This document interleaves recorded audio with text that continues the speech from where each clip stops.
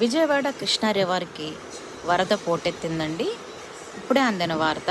65 గేట్లు ఎత్తారంట. 4 అడుగుల మేరకు వాటర్ ప్రవహిస్తోంది. సో అప్రమత్తంగా ఉండాలని ఇప్పుడే వచ్చినాయి వార్తలు.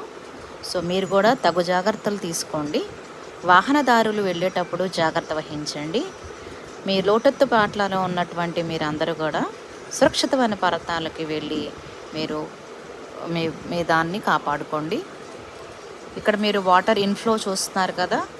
బయట నుంచి వరదలో పోటెత్తిన వాటర్ అంతా మన కృష్ణా రివర్కి రిజర్వాయర్ నిండిపోయి గేట్లు ఎత్తడం జరిగింది. 65 గేట్లను ఎత్తారు. ఇక్కడ మీరు చూస్తున్నారు కదా, కింద వాటర్ ఫ్లోని చూడండి, ఇన్ఫ్లోని.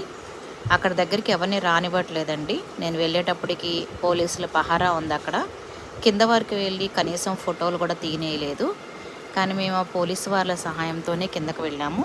కిందకి వెళ్ళి మీకు చూపిస్తున్నాను అక్కడ నీరు ఎద్దడి ఎలా ఉందో. మీరు చూస్తున్నారు కదా, ఈ వాటర్ ఫ్లో ఇన్ఫ్లో ఎలా ఉందో చూడండి ఒకసారి. ఇది రేపొద్దున ఆ కింద మెట్టు కూడా మునిగిపోయి ఉంటుందండి. ఎందుకంటే నేను వెళ్ళేటప్పటికి 5 గేట్లు మాత్రమే ఎత్తారు. కానీ ఇప్పుడే అందిన వార్త ఏంటంటే 65 గేట్లు ఎత్తారని చెప్తున్నారు. ఈ 65 గేట్లు ఎత్తినప్పుడు ఇన్ఫ్లో ఎలా ఉంటుందో మీకు తెలుసు కదా. సో చూడండి మీరు. సో అక్కడ పాదచారులు కానీ వాళ్ళందరినీ కిందకి రానివ్వట్లేదు. సో కింద లాస్ట్ మెట్టు మునిగిపోయిందండి. మీరందరూ తగు జాగ్రత్తలు తీసుకుంటారని మీకు ఈ వీడియో పంపిస్తున్నాను నేను.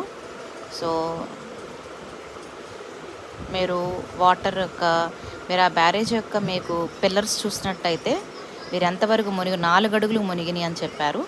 నాకు తెలిసి అయితే ఇప్పటికైతే కొంచెం పైకే వచ్చి ఉంటుందండి వాటర్ ఇన్ఫ్లో. అక్కడ ట్రైన్స్ కూడా ఆగిపోతున్నాయి ట్రాక్ మీద, మీరు చూస్తుండొచ్చు. మళ్ళీ నేను రేపు అప్డేట్ ఇస్తానండి. రేపు ఎలా ఉందో పరిస్థితి అయితే నాకైతే అంచనానికి మించేలాగా ఉంది. ఎందుకంటే అన్ని స్కూల్స్ విజయవాడ కలెక్టర్ డైరెక్షన్స్ మేరకు అన్ని స్కూల్స్ రేపు హాలిడే డిక్లేర్ చేశారండి. It's a rain holiday. అంటే రెయిన్ హాలిడే అని బయటకు రాకండి పిల్లలారా. ఇళ్లల్లోనే సురక్షితంగా మీ తల్లిదండ్రుల సంరక్షణలోనే ఉండండి. సో మీరు గమనించే ఉంటారు, నేను కిందకు దిగుతున్నానండి.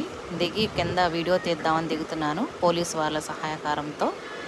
సో మీరందరూ జాగ్రత్తగా ఉంటారని, ఈ విపత్తుకరమైన పరిస్థితుల్ని మనం ఎదుర్కోవడానికి ఎంతో ధైర్యంతో ముందుకు నడుద్దామండి. ఆల్రెడీ మనం మొన్న ఒక పెద్ద దాంట్లో నుంచి ఫ్లడ్స్లో నుంచే బయటపడ్డాం. ఇప్పుడైతే ఆ పరిస్థితి రాదని అనుకుంటున్నాను నేను.